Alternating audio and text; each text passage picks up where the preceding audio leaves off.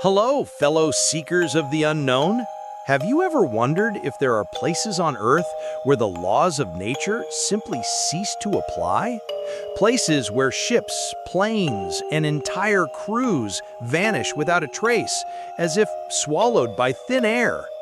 Today, we're diving deep into a notorious stretch of ocean, an area whose very name sends shivers down spines, the Bermuda Triangle.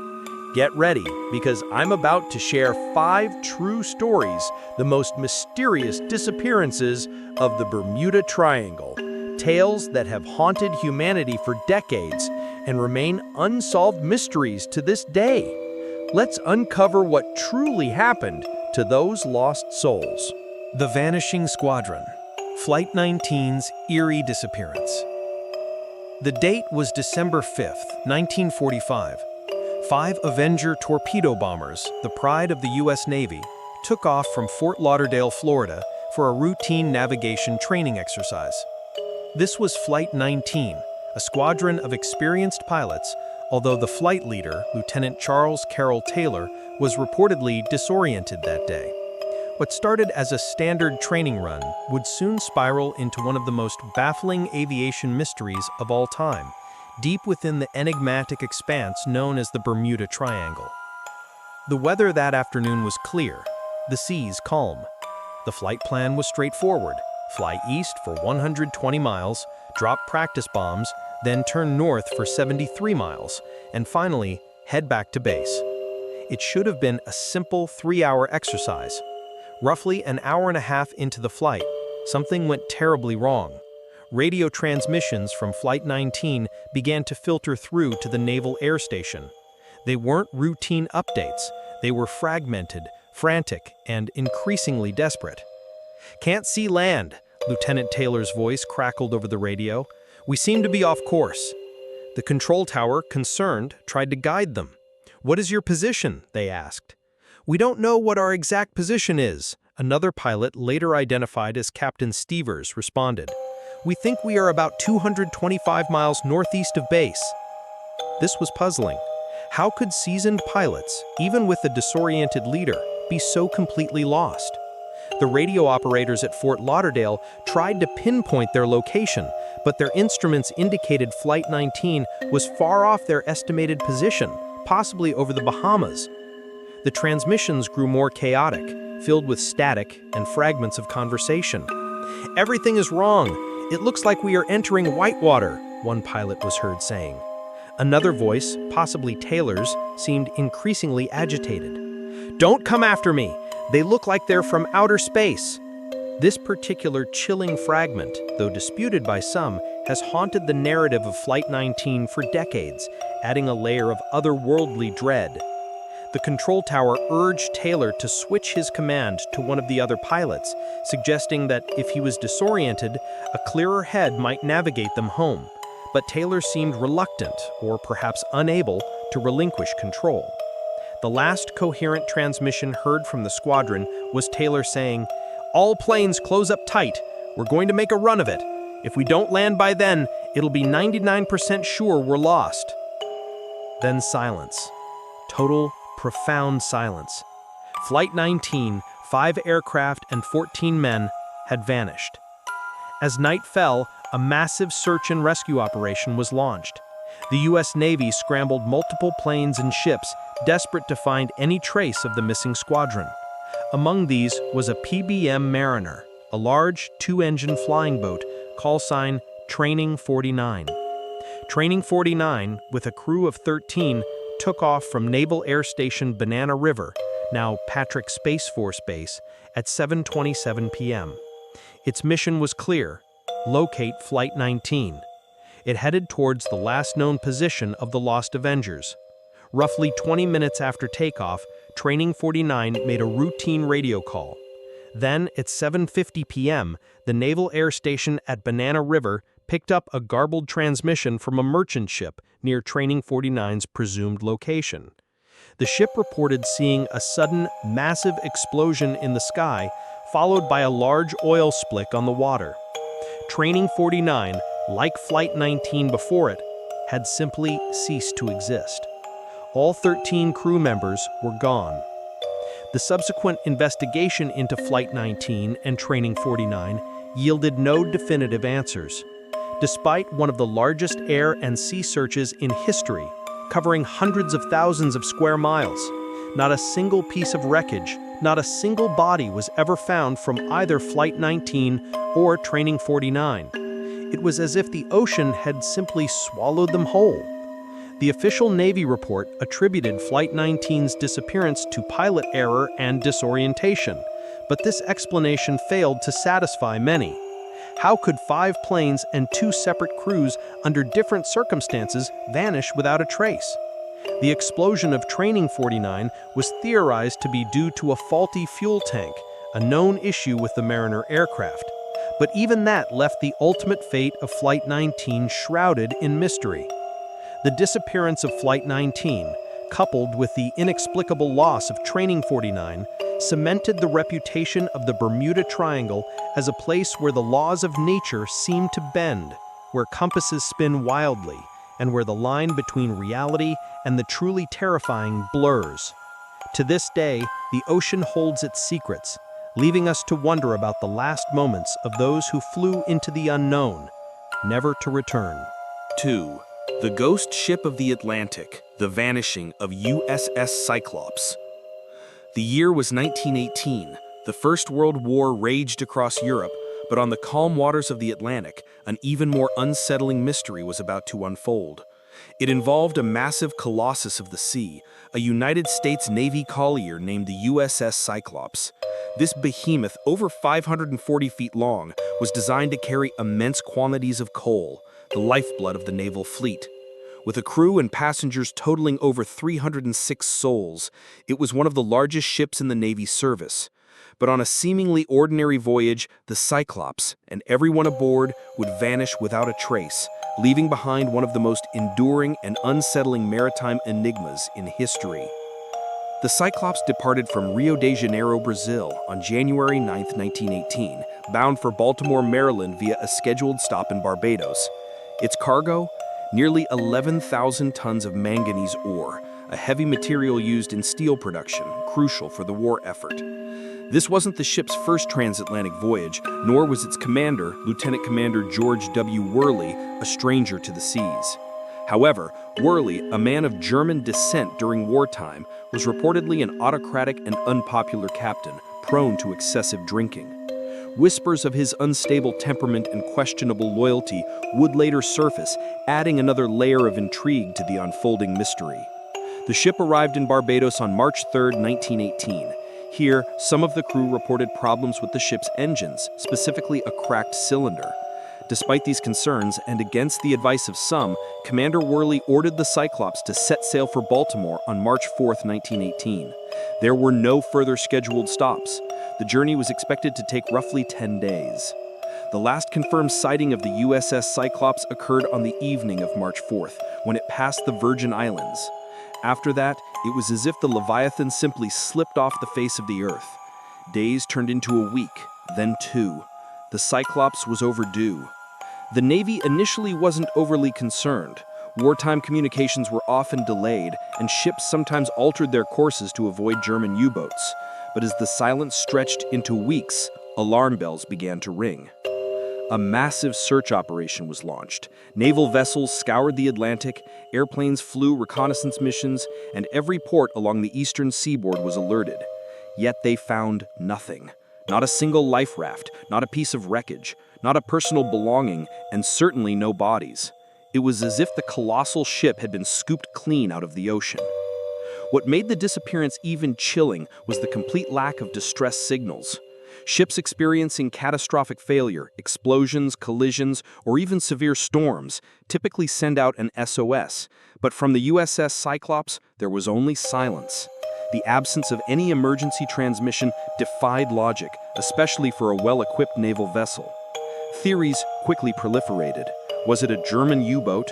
This was a strong possibility given the war, but German records later examined showed no U-boat activity in the area at the time of the disappearance. A massive storm? While storms certainly occur in the Atlantic, naval experts noted that a ship of the Cyclops' size, even in severe weather, would likely have sent a distress call or left some debris. More sinister theories began to emerge, fueled by Commander Worley's controversial past. Some speculated about sabotage or mutiny, suggesting Worley, potentially sympathetic to Germany, might have deliberately steered the ship to an enemy port or scuttled it. However, no evidence ever supported these claims, and such an act would have required the complicity of hundreds of crew members. Another compelling theory focused on the ship's structural integrity, exacerbated by its heavy cargo. The Cyclops was known to have issues with its single cranky engine and overloaded condition. Could a sudden catastrophic structural failure, perhaps a hull breach or a rapid capsizing due to the shifting manganese ore, have sunk the ship so quickly that no one had time to react or send a signal? While plausible, the absolute lack of debris remains inexplicable even under this scenario. The Bermuda Triangle, the infamous stretch of ocean where the Cyclops vanished, would later claim other mysterious disappearances, including Flight 19. While the concept of the Bermuda Triangle as a mysterious zone gained prominence decades later, the Cyclops' vanishing remains one of its earliest and most perplexing cases, contributing significantly to its ominous reputation. To this day, the fate of the USS Cyclops and its 306 souls remains officially unsolved. It is the single largest loss of life in the history of the U.S. Navy not directly involving combat. Its disappearance serves as a haunting reminder of the ocean's power and its capacity to hold secrets, a ghost ship forever sailing the depths of maritime legend. 3. Twin vanishings. The chilling fate of Star Tiger and Star Ariel. The Bermuda Triangle, a name synonymous with inexplicable disappearances, has claimed countless vessels and aircraft. Among its most baffling victims are two airliners from British South American Airways, or BSAA, the Star Tiger and the Star Ariel. These sister planes, both Avro Tudor 4s, vanished within a year of each other in eerily similar circumstances, leaving behind no wreckage, no distress signals, and a haunting silence that echoes to this day. Their stories are a chilling testament to the enduring mysteries of this infamous stretch of ocean. The ill-fated flight of Star Tiger. The first to disappear was the GAH-NP Star Tiger. On January 28, 1948, the aircraft departed from Santa Maria in the Azores en route to Bermuda, carrying 25 passengers and a crew of 6. The flight was a leg of a journey from London to Havana. The pilot, Captain B.W. Starling, was a highly experienced airman with over 11,000 hours of flying time. The flight progressed normally for several hours. The weather was generally good, though strong headwinds meant the plane was burning more fuel than anticipated, potentially reducing its safety margin. At approximately 3:15 a.m. GMT on January 30th, the Star Tiger sent its final routine position report. They were 380 miles northeast of Bermuda. Their estimated time of arrival was 5 a.m. Bermuda Air Traffic Control braced for its arrival, but dawn broke without any sign of the aircraft. Efforts to contact the Star Tiger proved futile. There were no further radio transmissions, no calls for help, not even a faint crackle of static. The plane, along with its 31 souls, had simply vanished into the vast expanse of the Atlantic. A massive search and rescue operation was immediately launched. Royal Navy and U.S. Navy ships and planes scoured hundreds of thousands of square miles of ocean, retracing the Star Tiger's likely path. They searched for days, then weeks, battling the crushing reality that every passing hour dimmed the hope of finding survivors or even wreckage. But despite the extensive efforts, not a single trace of the Star Tiger or its occupants was ever found. No life rafts, no debris, no oil slick, Nothing. It was as if the aircraft had been swallowed whole by the sky or the sea. The mysterious demise of Star Ariel. Barely a year later, the chilling pattern repeated itself. On January 17, 1949, the GAGRE Star Ariel, another Avro Tudor 4 belonging to BSAA, departed from Bermuda bound for Kingston, Jamaica. On board were 7 crew members and 13 passengers, totaling 20 people.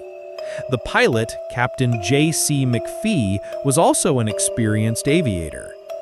The Star Ariel took off at 8:41 a.m. GMT. For a little over an hour, radio contact was maintained. At 9:42 a.m., Captain McPhee reported his position as 380 miles south-southwest of Bermuda. He stated that the weather was excellent, with clear skies and calm winds. His last transmission, calm and routine, included the words, "We have a wonderful following wind." Estimated time of arrival, Kingston, 1 p.m. And then, just like its sister plane, silence. The predicted arrival time came and went. Repeated attempts to contact the Star Ariel yielded no response.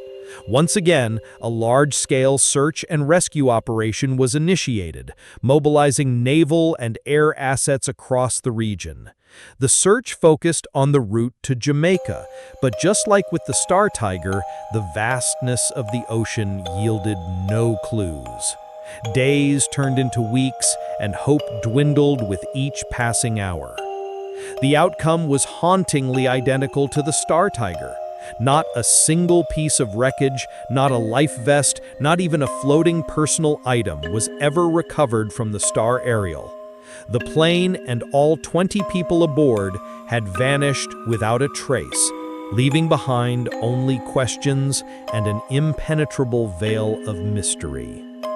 The unanswered questions. The disappearance of both the Star Tiger and Star Ariel within such a short period and under similar inexplicable circumstances sent shockwaves through the aviation world and cemented the Bermuda Triangle's ominous reputation. Official investigations into both incidents concluded with the chilling verdict: no trace whatsoever being found of the aircraft. The reason for the disappearance is a matter of conjecture. Multiple theories were put forward, from mechanical failure to severe weather, but none could fully account for the complete lack of wreckage or distress calls. Mechanical failure. The Avro Tudor 4, while generally considered robust, had its quirks. However, a catastrophic mechanical failure would typically leave debris, and modern aircraft are designed to send signals. Weather. While the Atlantic can be unpredictable, the pilots of both flights reported good conditions just before vanishing. Even a sudden severe storm should have allowed for some form of distress signal. Sabotage or espionage. Given the Cold War era, theories of sabotage or even alien abduction surfaced. However, no credible evidence ever supported these sensational claims. The Bermuda Triangle phenomenon. This theory, the most enduring and unsettling, suggests an unknown natural force or anomaly within the region. Magnetic anomalies, sudden gas eruptions from the seabed, or even undiscovered atmospheric phenomena have been proposed, though scientifically unproven. The complete absence of wreckage is perhaps the most perplexing aspect of these twin disappearances. It defies conventional explanations of air disasters. It implies a disintegration so complete or a sinking so rapid that nothing was left behind, or that the debris was spirited away by an unknown force. To this day, the fate of the Star Tiger and the Star Ariel remains one of aviation's most profound unsolved mysteries. They stand as chilling reminders that even in an age of advancing technology, There are still forces at play in our world that defy understanding, leaving us to forever wonder about the moments before they slipped into the eerie silence of the Bermuda Triangle. 4. The Sulfur Ghost, the haunting disappearance of the Marine Sulfur Queen. The year was 1963, a time of Cold War tensions and burgeoning space exploration. Yet the vast, mysterious oceans still held their ancient power to confound and claim. On February 4th of that year, a colossal ship, the SS Marine Sulfur Queen, a converted oil tanker repurposed to carry molten sulfur, vanished without a trace in the unforgiving waters off the coast of Florida.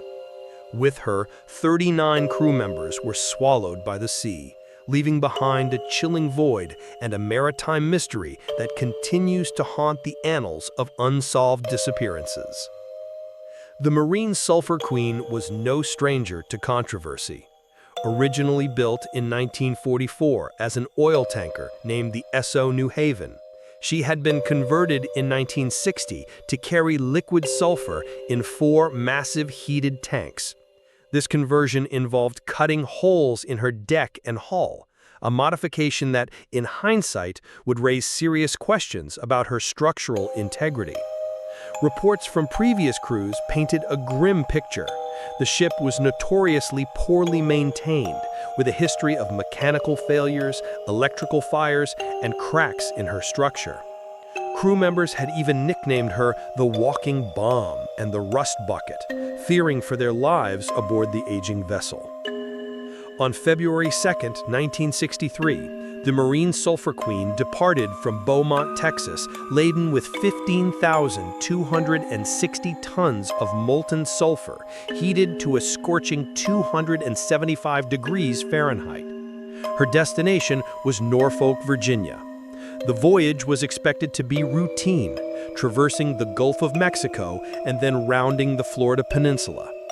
The last confirmed contact with the ship was a radio message on February 4th, placing her approximately 35 miles off the coast of Florida in the perilous stretch of water known as the Florida Straits. The message was a simple routine check-in, reporting no issues. The weather conditions at the time were rough but not exceptionally severe.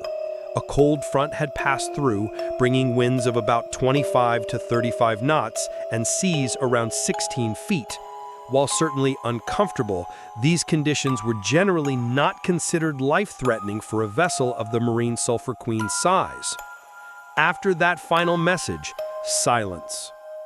The ship was due to arrive in Norfolk on February 7th. When she failed to appear, initial concerns quickly escalated into a full-scale emergency.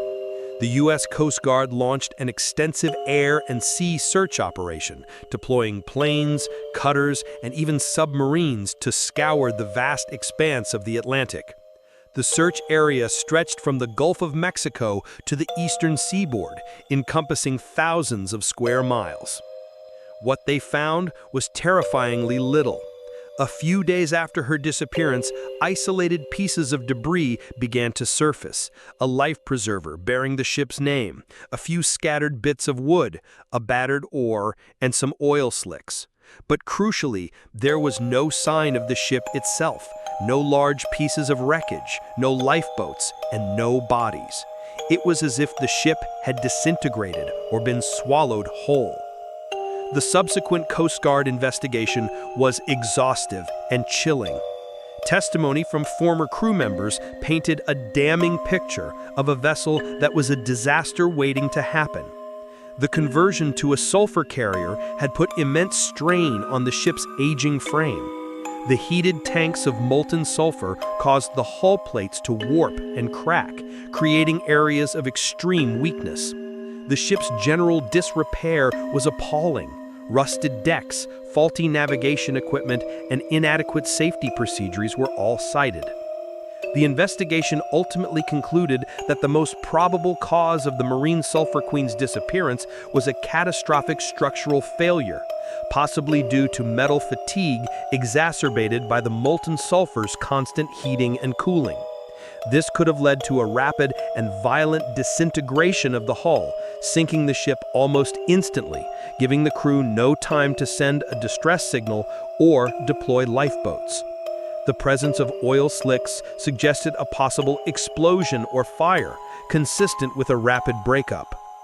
However, the complete lack of major wreckage or remains of the 39 crew members continued to baffle investigators and maritime experts. Even in a rapid sinking, some larger pieces of the ship, or at least more extensive debris, would typically float to the surface. The deep currents of the Florida Straits, part of the infamous Bermuda Triangle, were considered as a factor for scattering any debris, but it did not fully explain the total absence. The disappearance of the Marine Sulphur Queen remains officially unsolved, categorized by the Coast Guard as cause undetermined. While structural failure is the most widely accepted theory, the mystery of how a ship of that size, with so many men, could vanish so completely without leaving more than a few fragmented clues continues to fuel speculation. Was it a freak wave that simply overwhelmed the weakened vessel? Did the volatile molten sulfur contribute to an internal explosion that tore the ship apart in seconds? Or was there something more sinister, something tied to the enigmatic nature of the Bermuda Triangle itself that pulled the sulfur-laden ship into its watery grave? The legacy of the Marine Sulphur Queen is not just the loss of a ship, but the enduring questions it poses. It serves as a stark reminder of the ocean's unforgiving power and the chilling reality that sometimes the sea simply does not give back its secrets. The names of the 39 men lost that day are inscribed on a plaque at the American Merchant Marine Academy, a silent testament to a tragedy that remains shrouded in the spectral mists of the Florida Straits. 5. The Ghost Ship. The unsettling mystery of the Mary Celeste. The year 1872 was drawing to a close, and the vast Atlantic was already known for its temperamental nature. Yet, even in an era of perilous sea voyages, the discovery made on December 4th sent shivers down the spines of sailors across the globe, etching itself into maritime legend as one of the most perplexing and unnerving mysteries ever recorded. This was the encounter with the Mary Celeste, a brigantine found drifting aimlessly, utterly deserted, yet seemingly in perfect order. Her tale, though not directly a Bermuda Triangle disappearance, embodies the very essence of chilling oceanic enigmas and unexplained voids. The Mary Celeste was an American-built merchant ship, roughly 100 feet long, captained by Benjamin Briggs. He was an experienced and respected sailor, known for his prudence and steady hand. On November 7, 1872, the Mary Celeste departed from Staten Island, New York, bound for Genoa, Italy. Her cargo was 1,701 barrels of denatured alcohol, and aboard were Captain Briggs, his wife Sarah, their 2-year-old daughter Sophia, and a crew of 7 seasoned sailors. It was a standard voyage, one that should have proceeded without incident. Nearly a month later, on December 4, 1872, the British brigantine Dei Gratia was sailing across the Atlantic, approximately 600 miles east of the Azores. Her captain, David Morehouse, spotted a vessel in the distance acting erratically. It was drifting aimlessly, its sails partially set, but moving strangely. As the Dei Gratia drew closer, Morehouse recognized it as the Mary Celeste. He knew Captain Briggs personally, and this peculiar behavior immediately raised his concern. Morehouse dispatched a boarding party led by his first mate, Oliver DeVoe. What DeVoe and his crew found aboard the Mary Celeste would forever baffle maritime historians. The ship was utterly deserted. Not a single soul, no captain, no family, no crew, was anywhere to be found. The scene on board was deeply unsettling, not because of disarray, but because of its eerie normality mixed with baffling omissions. The ship's cargo of alcohol was largely intact, though 9 barrels in the hold were empty. The ship's single lifeboat, a small yawl, was missing, suggesting it had been deliberately lowered. However, there was no sign of a struggle, no blood, and no indications of violence or piracy. DeVoe noted that the captain's cabin was neat and tidy. Sarah Briggs's sewing machine sat undisturbed with a partially completed garment beside it. Her child's bed was rumpled, as if recently slept in. The crew's quarters were similarly orderly, with personal belongings including pipes, shoes, and clothing left behind. A slate in the mate's cabin contained the last entry dated November 25th, just 9 days before the discovery, logging the ship's position near the Azores. This meant that the Mary Celeste had been sailing unmanned for at least that long. Perhaps the most haunting detail was the presence of untouched food in the galley, suggesting a hasty rather than planned departure. A kettle was still on the stove, and a meal appeared to have been prepared, though perhaps not consumed. The ship's chronometer, a vital navigation tool, was missing, along with the sextant. This suggested that whoever left the ship intended to navigate themselves elsewhere, supporting the theory that the crew had taken the lifeboat. But why? The theories surrounding the Mary Celeste are numerous as they are varied, each attempting to fill the chilling void left by the missing crew. Mutiny. This was an early popular theory.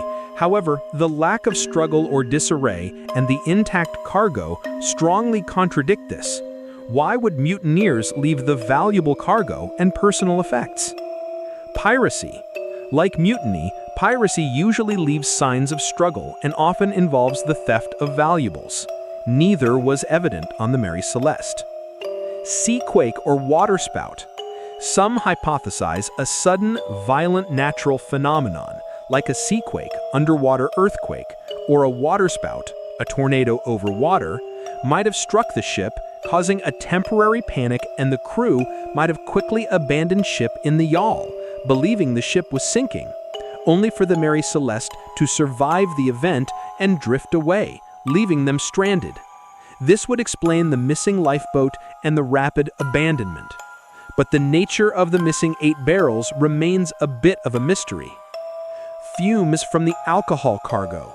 This is one of the more plausible theories. The denatured alcohol was known to produce noxious fumes. It's speculated that the crew might have encountered these fumes, possibly from an explosion or leakage, causing them to panic and abandon ship, fearing a massive explosion. The 9 empty barrels could support this. However, no signs of fire or explosion were found. Insurance fraud. This theory was quickly debunked. Captain Briggs was a highly respected man with no motive for such an act, and the ship was still valuable. Ergot poisoning. A more obscure theory suggests that rye flour on board, if contaminated with ergot fungus, could have caused mass hallucinations and psychosis among the crew, leading them to jump overboard or abandon ship in a state of delusion. The most widely accepted, though not proven explanation, leans towards a combination of fear and misjudgment. The ship may have encountered rough weather or a minor incident that caused Captain Briggs to order the crew into the lifeboat as a precaution, perhaps tethered to the main vessel. A sudden squall or a breaking rope could have then separated the lifeboat from the Mary Celeste, leaving the crew adrift and the ship sailing on empty. The partially set sails and the orderly state of the vessel support this idea.